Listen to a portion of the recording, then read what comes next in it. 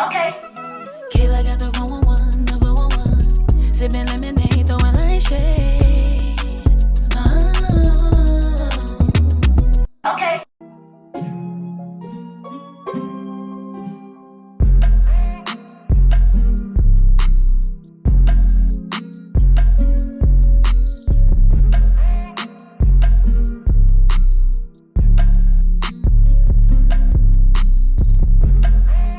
Gold medals, I'm an acrobat. Post for the frame, not caption that. I drive the boat with no captain hat. I'm trying to be where that action at. Slow and deep, that gets to me. Pussy sound like a symphony. You better have some money if you come for me, cause I ruffle feathers when they mention me. Hey everybody, it's Kayla Got the 411. I'm back for another What's Good episode. I'm here with the beautiful Miss Ty. Miss Ty, this segment is called What's Good, so I gotta ask what's good with you. How you doing and how your mental health? I am doing good. What's good with y'all? I am just hanging in there. You know, inflation has got us all, I think, in a space right now. So, I think I'm handling things at a pretty decent pace there. Mental health is definitely something that's important, and I've definitely had to prioritize that lately for sure, because it's easy to get under there sometimes. Yeah, everything. Speaking of inflation, girl, it made me want to be vegan. Girl, I went and want to buy some chicken. And I'm like, I'm not paying no $15 for no pack of chicken. No, I couldn't do it. Absolutely. I just couldn't do it. Yeah, the produce ain't no better though. It's like, what is going on? And I feel like everybody, especially now, we don't even know we're going to go back into another lockdown. So it's like, how did you deal with the first lockdown, especially being an artist and not being able to go out and perform? How did you deal with that? Man, it was such a time where I'm a person, I'm gonna try to find the positive out of everything that I can. So right. I took that time to really just find different ways to be creative and tap into things. Like I even wrote a song that was kind of related to the quarantine and everything like that. So just being at home, finding any type of resources that I had, I started recording on my phone, all kinds of things, finding inspiration from the commercials that you keep hearing every day, all day, because that's all you can do is watch TV. So yeah. I like the fact that you said that, because even I know myself, I kind of used that opportunity to just create. Man, I was doing all type of virtual show. I had everybody on this show virtually. Yeah. For some people, they really had a hard time adjusting. A lot of artists on their show, I know they kind of do more live, open mics and not really digital and stuff like that. Did you have a hard time crossing over into digital, these TikToks and all that, and interacting with fans in the comments? So I did it because I'm a bit of an introvert anyway, which is so funny. People always are like, how are you an artist, but you're an introvert? And it's because I do try to kind of separate like my personal life and my music life. So it's like, that was one time where I kind of had to bring it together. So it's like, I can be in the house and figure out things to create content or even just inspiration on things to do when we were able to get out, which I was able to do. So once we got the green light to get outside, I was outside. Yes. So take me back to when you was Lil Ty. Like, what was it for you that made you be like, you know what? I want to do music. What artist was it or what song was it? Oh my gosh. So Whitney Houston, God rest her soul. Whitney Houston, The Voice, everything about her was just always so beautiful to me. And so during like the holiday seasons, so I'm a Thanksgiving baby, but my favorite holiday is Christmas. It's all in that same kind of little time or whatever. Right. But like Black families, we was watching The Preacher's Wife on a regular basis. And it didn't even have to be Christmas for me because I was watching for the music. So I would watch Whitney Houston do all of those solo songs on there, and even with her choir, I just fell in love with music, and so I just wanted to sing after that, and then just create the music. Yes, and then it's like I feel like Whitney got one of those voices that made me cry. Yes. Like you know what I'm saying? It's like she could be singing about pizza, and I might cry because it's just so melodic. I'm like, you know what, Whitney? This is not the time for me to cry. Like even Cinderella, the movie that she did with Brandy. I was, my daughter didn't even know who Whitney Houston was. I was like, girl, I failed you. Like you don't know who Whitney is? Like, come on, Whitney is a legend. And I love the fact that you mentioned Whitney because a lot of people don't really mention Whitney, and also. You are a rapper, but you are a singer too. That's everybody, but I tell them, some people, they try to sing, but you actually sound good singing. Well, I'm similar to like Tink. I feel like people like Tink and people like Doja Cat, they kind of have mastered that, being able to rap and sing. Do you have a favorite out of the two? Or you just love music Yeah, altogether? Tink. Like the moment I heard what was the first song, Treat Me Like Somebody, loved it. Keep it like so And I'm rare. always team chocolate girls anyway, but the talent definitely just helped with that decision for sure.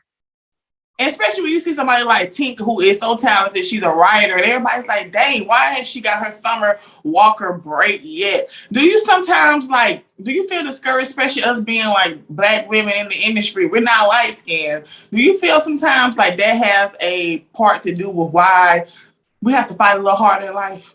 Absolutely, I do. And like, unfortunately, music is no different than every other thing in life when it comes to that. It's because society has painted this picture of what the perfect image is, and what that looks like, and how your hair should be, and all type of different factors. And it's just like, well, Black women, dark-skinned Black women, we just got what God gave us. You know what I'm saying? There's some people out there that's trying to go out there and manipulate that, and no judgment to them, but this is me. I'm all natural. I mean, the only thing on me right now is some lashes. Everything else is all me, and I'm proud of who I am. But I do definitely feel like us being dark-skinned women is a factor, and why sometimes we got to work a little harder.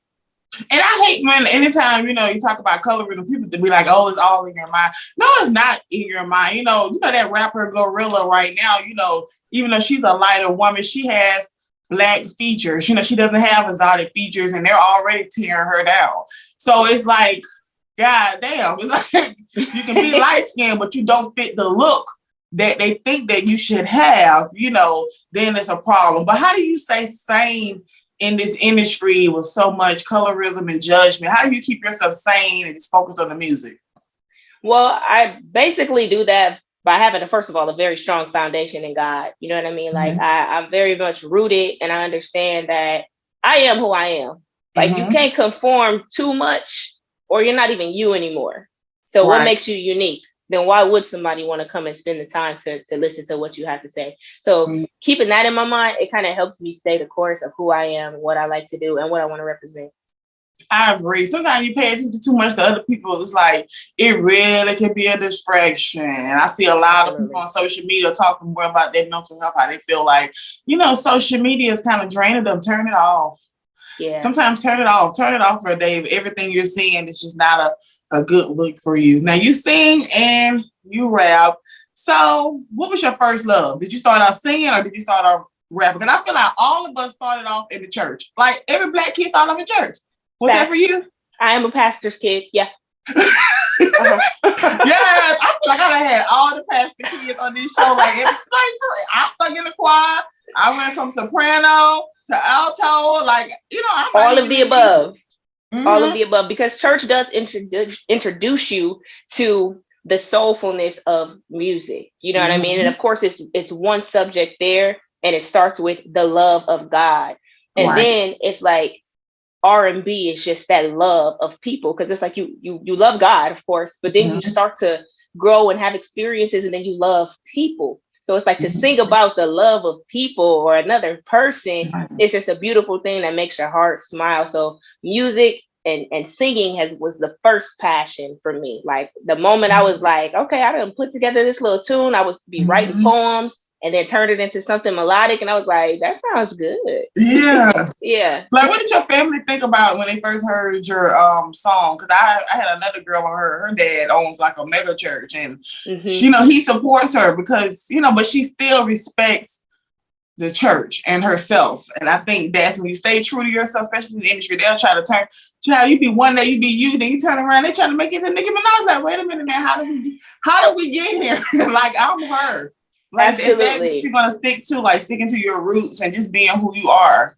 Yes, I'm going to stick to my roots and be who I am. And you'll see even in my catalog, and I know that we have more to go in the interview as far as question wise and song selection tracks and whatnot like that. But as a writer and being new in the industry, not new to music, but new in the industry somewhat, I want to be able to reflect my versatility. So I show them for writing that I can go across the scales. But as for me and like the actual music that I want to do, what I want to stay true to on the course, I'm going to stay the same. And I don't think it should be anything that would disrespect, my love for God or my family or reputation like that. Yes, girl. Now you talked about writing. Now, how do you pull your inspiration for your music? You know, do you pull it from personal experiences, like something that your homegirl going through, or you just go from a creative space and just start writing? Like, what inspires you to write? So the majority of it is truly a creative space. So when it comes to like writing music, I've always, like I said, written poems. I've written short stories, plays, those kinds of things. So I can allow my mind, because I read a lot of books. So I can allow my mind to create these scenarios. And of course, watching movies and all those types of things, you see what heartbreak looks like. You see what the response from a heartbreak might be and what you might think a woman would want to express, and music with that. So a lot of times I get it from just a creative space. Now, there may be a situation that I go through in my life personally that could inspire me to do something, but I don't want to solely do that. And I think about that sometimes is because it's like you relive that. Every time you sing that song, you could possibly relive that moment and not be able to give your all. It's like, I guess it's a catch-22, because if it's like, if I'm feeling this because I went through this, that might be one of the most explosive performances, but it could also be like, oh my gosh, I'm going back into that damaging place I was at when that happened, and you may not have the best performance. So I keep all of that in mind when it comes to the finalization of where my inspiration is going to come from for. Yeah, especially as an emotional writer, I can bet like I'm emotional. I start crying. I'll start crying on that. Like, oh my God. And then you gotta stop the show, fans looking at you like, what the heck is wrong with this girl? Yeah. Like, I didn't pay for this. Yeah. It depends on the crowd. It depends on the crowd. Right. Because Summer Walker just had a moment, I believe. Yeah, they cheered her on, but sometimes they may throw balls at you how they did Kid Cudi. So I guess it just depends on the venue and the crowd. So you just relocated to Dallas, right? Yeah, so actually in a couple of weeks, I'll make my 5-year anniversary here. Oh, how do you like it? Has it kind of inspired your sound? Because I just feel like Texas got their own swag. They're like their own little world, like Florida. Yeah, so they definitely have their own sound. And I'm from Illinois, Peoria, Illinois. It's a couple hours south of Chicago. And I feel like I'm pretty much sticking true to my sound and whatnot. I'm a fan of some Texas artists and the sound and whatnot, but it's like, now kind of let y'all have that. I'm going to just, kind of stick to me. I like that because you know how sometimes, I guess artists is in the city, they're grinding, that's their sound. And it was somebody outsider come in, they like, dang, this person taking all the shows from such and such. Yeah. And it's unfortunate because sometimes it seems like some cities don't support the locals. They support strangers, unfortunately. I still don't understand that to this day. Yeah, I don't have a rhyme or reason for that either. And I'm grateful that I'm not necessarily on that side of things because I got a couple of my songs in rotation at home right now on a radio station. And it's so grateful. But I can't even get, 97.9 The Beat to respond to me on Instagram or anything like that. So, it's 97 Beats, that's the one in Texas, isn't it? Yeah. I've been trying. I understand it's not supposed to be that easy. You got to put in a lot of work, which I'm like, all right, but I got boundaries on what I'm willing to do and also to get certain attention because all attention ain't good attention either. Girl, come on. What's your zodiac sign? I'm a Sagittarius. Yes, I love Sagittarius women. I'm a Libra, and I just feel like Sagittarius women, y'all are just badass bosses, and you cannot come into y'all world and try to tell y'all that you're gonna do this and do that. And I just feel like I just love Sagittarius women as a bar. Like I just feel like you just know a Sagittarius woman when she walk in the room. People gonna probably whisper. People gonna probably be like, "Who is that girl?" I just love Sagittarius women. You got women like Nicki Minaj and JT. They're Sagittarius, and they do what they want to do. They do, period. And you got to applaud a woman who does what she wants to do. Now, this is the segment where I'm going to take a moment, have some fun, and ask you a few fun questions. Now, all of these are kind of related to your songs, lyrics that I heard. So I'm going to start with the first one, and you're going to answer it. So what is one thing a guy can do to make you block him? Text me what you doing multiple times a day. Girl, WYD. Like, what is going on today, guys? Like, we gotta, like, and then they don't even spell it out. They just WYD. It's like, come on, baby. WYD. Multiple times throughout the day. Maybe once or twice. All right. But if that's all you say every day, blocked. Yeah, I agree with that. And I think a lot of women currently right now, I think we all are probably going through the same thing. And I just think that maybe guys are just bored, or maybe they just go through their phone and just, just send what you're doing to everybody and see which one applies quicker. I don't know. I think it's that one for sure. Because but we don't like it. We don't like it. Pen or freestyle? Pen. Pen, okay. Yeah. Favorite song and why? This is difficult. It's difficult. Because again, I'm a person, I'm emotional when it comes to the music, and I love stuff that like speaks to my soul. So I have songs that are like super inspirational.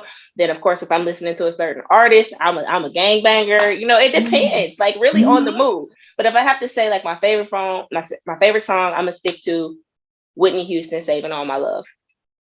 Yes. And why? Because it's a love ballad. Yes. Yeah. Oh my I'm a hopeless romantic, so it all kind of. Girl, you gotta maybe listen to some Whitney tonight. I've been listening to Beyonce for a few days, but I need to take a break. I feel like when you listen to a song or album too much, you get tired of it. I don't want to get tired of it, so I have to take a break. It's too soon. It's too soon to get tired. So definitely take that break. I have to take a break. And normally when I get break, I go through like a week of Mary J. Blige, or I go through a week of, I even had to take a break from Tink. Because I was like, you know what? I don't want to get tired. Yeah. Let me take a break. And I think that's really dope when, you can get tired of art. That means that you're actually putting in the sound and the time to listen to them. Next, what is the best career advice you ever got that's going to always stick with you? Don't give up. Mm-hmm. And that's in like every aspect of everything that I do, personal and career. Like don't give up, because it's gonna get hard. You're gonna have those bouts where it's like, okay, this seems like it's going smooth, going easy, and then you hit that big brick wall, and it's like, okay, am I gonna stop at this brick wall and turn around? Am I gonna try to get around it? Am I gonna climb it, or am I gonna bust through this mud? And either way, don't give up. That has been the best, and that is what I have to replay over my mind sometimes when I'm getting discouraged or anything like that. I agree. I know I've been to my little stage where I was like, ooh, sometimes it's like when you're trying to do something, it's like everything go wrong. Yes. You're like, you know what? Let me just take a break and chill. But then normally when you come back, it's like you fully loaded. I think that right there just makes you feel so amazing as an artist or a creative. Next, what's one thing that you would change about the music industry if you could? Accessibility. Accessibility. As an independent artist, it's difficult sometimes because you're independent, and a lot of times you don't have a team. Or if you have a team, they're taking the risk to push behind you too, because you're not there yet. You don't got it. So I can't pay you to put in the time that needs to be put in because I'm not there yet. Every little penny here and there. And a lot of record labels, they don't like you to, do anything unsolicited. But it's like, if I don't have a label manager or anything like that to contact you or push my demos to or anything like that, it's all considered unsolicited. So it's like, what did you do? So that's why I was like, it would be beautiful for those things to be more accessible, like stalking people on Instagram and Twitter and trying to find out who got a blue check mark and who legit, because all the scammers out there, everybody a CEO and, a A&R, all of that. So it's like Everybody work for a label. Like I met somebody that claimed they work for a label. Like, why are you lying like this? Because me, I'm gonna go to Google. I'm gonna go find out. Ryan, we don't have no mutual friends. Like, you're not on that company. You created your page yesterday. Nah. Especially being a woman, they really always think you're vulnerable, and they always want to go after the women. I always say that a lot of these people in this industry, they play games with us women, but they wouldn't dare play with some of these gangster rappers that really are about what they talking about. What they talking about. Yeah, no, that's facts. And now we got to get gangster. Now we got to get gangster as Black women and get aggressive with you. Now all of a sudden we're the bad guy. But how else are we going to get respect? It's like a lose-lose situation in a lot of cases, it seems like. But it's like, it's staying strong and sticking through. It's like, eventually, you'll make it to where we're trying to go. Yes, I agree. And last, finish the sentence. Illinois taught me how to blank, but Texas showed me that. Illinois taught me how to weather the storm, and Texas taught me that them storms gonna come. Yes. So have you been like networking out there in Texas and stuff like that? Like, how has it been like going out and network? Because I feel like they're kind of like Atlanta. You know, here if I go somewhere to an event, I don't see the same people at that last event. Yeah. And that last event. Are you running into that issue? I have run into that. So when I first like tapped into, starting to work on my EP and all of that, I came into a good group of people. They found a video of mine that was posted. I found a great studio to start performing at or start recording at. And through there, I met other artists. They were able to help me to figure out places to go. So then I would go to those places. And then it's like, okay, these people are telling me about events here, here, here. But because they're the people, those are the same people at the next ones. So I started going out of town in Houston and Austin and stuff like that, just to try to, shake up the bunch a little bit. And that has seemed to be helpful. I've even met some people here that had connections in Atlanta. So I've flown down there to do some stuff too. It's really about getting on the ground. And like you said, like somebody's always watching. Even when you think, like going back to when you said, don't give up. Like somebody's always watching. You'll be surprised who's watching you, who emails you and DM you. Yeah. So next, now you're not new to the music actually, but you are kind of, navigating through the music industry. Now you auditioned for The Voice and America's Got Talent. Now, girl, I had somebody else on here tell me about like the whole process of it, where it only for TV. That they only give you like 10 seconds. Yeah. There's not a whole lot of time. There's a big stadium kind of room where most of the participants are waiting for their opportunity. It's long lines. You go in there and you got 10 seconds to get it right. And if you come out in your first 2 seconds don't sound good, they're like, thank you. They don't. You gotta get somebody time to get. Thanks. Did you get any good feedback while you auditioned for them? Like, did you even get any feedback? Yeah, I did. I was able to get through all of mine. Like I know my strengths and weaknesses when it comes to all of those things. So the biggest thing for me was doing it. Like, get past this fear of not being good enough. Get past the fear of not having the look. So sometimes that's when you go out there and you just take those chances. So I did make it like to the rounds right before you get on TV. You know what I'm saying? So I'm very proud of my experience. Yes. Oh my gosh. The feedback that I got was what I still have to tell myself too. It's just like, don't be nervous. This is what you love to do. You know what I mean? It's you and the people who came to hear you do this. So I'll get nervous sometimes, maybe knowing what's at stake, and it'll start to reflect in my voice when I'm singing. So that's something that I have to, continue to work on. It's a day-to-day process for sure. Okay, that's great that they gave advice and stuff like that. Because I think a lot of those shows, like, it's like a singer's dream or a rapper's dream. So it's like, even if, give me some type of feedback, I feel like the only way you can grow is by telling me, you know what, work on this and work on that. So the fact that you got that, okay, I feel a little more better about the process and stuff. Like, I don't like when people take advantage of artists. There's so many scams and stuff out here, like especially those things that like come out here, you're gonna get signed, but you gotta give me $150 to perform. It's like, don't nobody got no money to be giving y'all $150 to perform and nobody's there. No, nobody's there. You go on late. It's the middle of the week. People got regular jobs. I unfortunately ran into that, and all of it is a learning experience, but you're like, you always hear, you got to invest in yourself. You're not going to make it if you don't invest in yourself. So you're like, okay, well, this is investing in myself. I'm going to do this. This is, or at least it's not 150,000 I got to give, so sometimes you think like that, and you are going into it with the good intentions, but the people on the receiving end have no good intentions sometimes. So it's unfortunate. Yeah. And being independent, that's the people who don't know what independent is. That's your money. You're investing in yourself, but you still have bills. You still have responsibilities. So it does get pricey and stuff like that. But I think most of you all on this segment are independent. It seems like I feel like you have a lot more grind and you appreciate things when you have to work for it harder. Absolutely. I agree. And you appreciate the losses so that when that win comes, you're going to take care of it for sure. Right. Because that's not the label's money. That's your money. It's like, all right, this music video didn't work. Okay, let me just keep pushing it and pushing it and pushing it. And eventually somebody going to see it. All it takes is one person to see it. Boom. Yeah. Boom. And I got to get out of my head sometimes because I'm like, redundancy. You're like, these people tired of seeing the same video. They tired of hearing the same song. But it's like, the lady that did the song on Stranger Things, She wrote that song years ago, and it just hit when they played it, and she got millions of streams on a day-to-day basis. Yeah, so it's like so amazing when you like a song and you go look at the year, I'm like, damn, this came out 5 years ago. Where was I at? Because I'm one of those people where I'm discovering a lot of artists. It's like, dang, this came out in 2017. Dang, where was I at? You know, sometimes people ain't in different times in their life where you may be making R&B music. They just ain't really in the R&B mood. You know, they may have to come back around a few years and find it. That's why I tell people, push that music. Like, you got to push your music. I know people be reaching out to be on this show, and I'm like, where is your music? Like, what am I going to promote?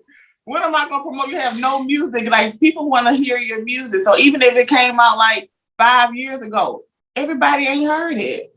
This is true. Mm-hmm. And I have to keep that in mind as too, because like I said, you don't want to badger somebody with one song. They're like, you ain't got nothing else. I got an EP. I got another single out there. I got a single on the way. I got 2 videos out there. I got some freestyles. Like, go check my page for something. Follow me on TikTok if you want to hear me on a regular. But, you know, I'm trying to continue with the content creation. And you're doing really great.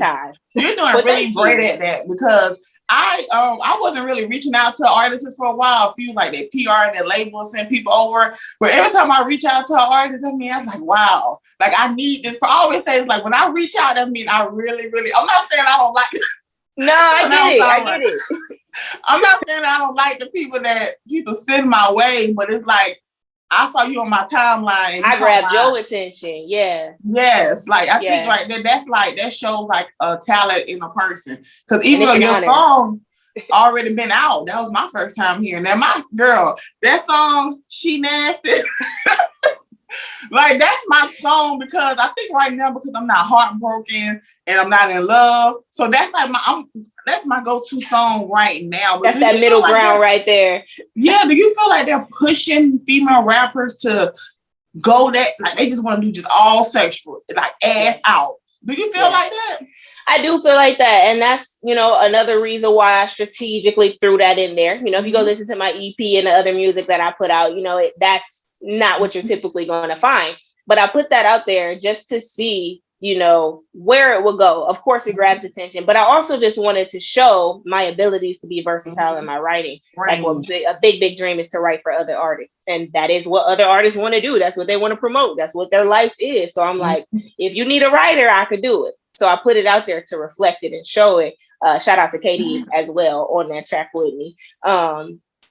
It's just something that I feel like they are promoting. And it's like, if you have more of a sexual kind of character for the majority, that's what they're going to go for. Or the toxic, I hate niggas kind of sound as well. It's like, it's those two is what they want to hear from the women.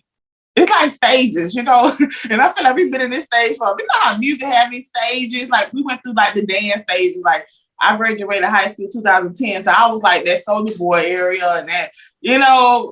Oh, I think they like me, all of that, yeah. Then I was in that dance era. Then I feel like we got to like the real sex. You know, don't get me wrong, I like freaky stuff too, but I feel like we've been in this little jump for a long time. Yeah. A long time. Absolutely, we have.